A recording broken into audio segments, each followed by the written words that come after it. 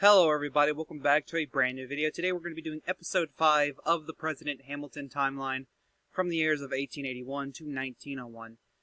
Starting off, we have nothing noteworthy in the year of 1881. In 1882, President Sherman will pass the Edmunds Act, which makes polygamy, or having multiple spouses, a felony. We also have the Depression of 1882 to 1885. That begins here.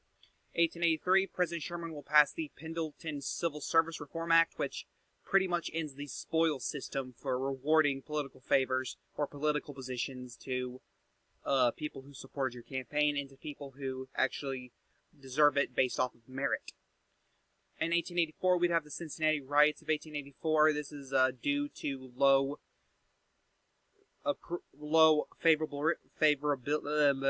employment ratings.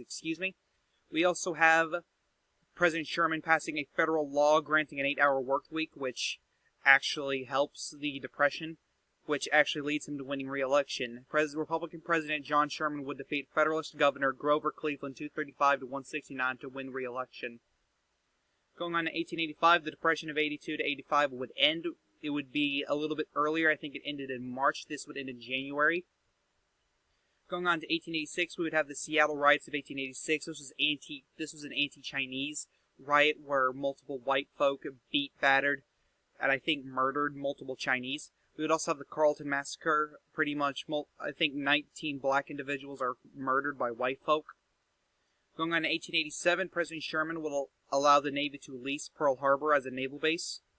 Going on to 1888, President Sherman would found the National Geographic Society. The Great Blizzard of 1888 in the Washington Monument would officially open in D.C. Going on to the 1888 presidential election, Republican Congressman William McKinley, he would run earlier in this timeline. Due to more of a radicalness in the Republican Party, it would still be going on. It would be your more open-minded individuals, while the moderate elites would be in the Federalist Party pretty much. And Republican Congressman William McKinley would defeat Federalist Senator Benjamin Harrison 260 to 144 to become the 19th president. Going on to 1889, President McKinley would pass the Enabling Act, which granted, I think, 5 states statehood. There would be the Great Seattle Fire and the Great Bakersfield Fire of 1889. Going on to 1890, President McKinley would pass the Sherman-McKinley Antitrust Act. In our timeline, this was called the Sherman Antitrust Act. But McKinley would work with former President John Sherman to create this act in our timeline. In this timeline, 1891, there is nothing noteworthy.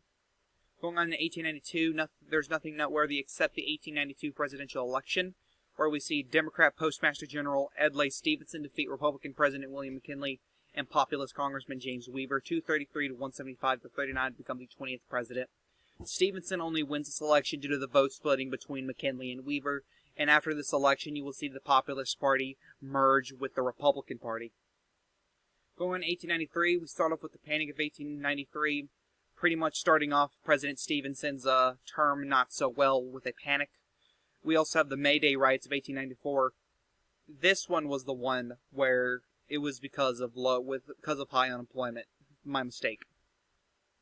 In 1895, there would be nothing noteworthy. 1896, nothing noteworthy except the presidential election, of course, where William Bryan, who will be a Republican in this timeline, even though Democrats merged with the Federalists, the Populists would merge with the Republicans, and Republican Congressman William Bryan would defeat Federalist President Adlai Stevenson 279 to 171 to become the 21st president. Going on to 1897, we have the Klondike Gold Rush, pretty much a gold rush in Seattle, but a very dangerous one since you're having to climb up hills and snow, as well as the Latimer Massacre, where somebody dressed up as a police officer and killed people. In 1898, there's nothing noteworthy, but the Spanish-American War does not happen. President Bryan would not get us into any war, and that also includes the Philippine-American War. But in 1899, we have the Great Blizzard of 1899. Going on to 1900, we would have the San Francisco Plague of 1900-1904, and President Bryan would pass the Gold Standard Act, which would base our currency off of the gold standard. And we also have the 1900 election, where Republican President William Bryan would defeat Federalist Congressman Charles Tone? I'm going to say Tone. Charles Tone, 319 to 131 to win re-election. Going on to 1901, we would have a typhoid fever outbreak in Seattle in a jail, as well as the Great Fire of 1901. So thank you guys so much for watching. I hope you enjoyed this video. This is the Chaotic One saying peace, and don't forget to go follow my Twitter at Chaotic Politics.